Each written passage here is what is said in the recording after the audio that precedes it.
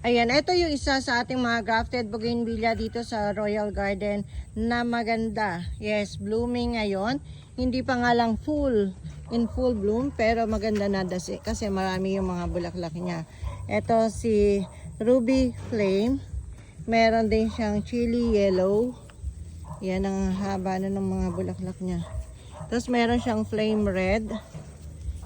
And chili yellow pa rin sa gabi dito. Flame. May opal siya sa gabi doon. Yan, hindi natin makita. Pero may opal siya. Dati na ito nag-bloom ng opal. Ayan. 1, 2, 3. Bali 4 in 1 siya.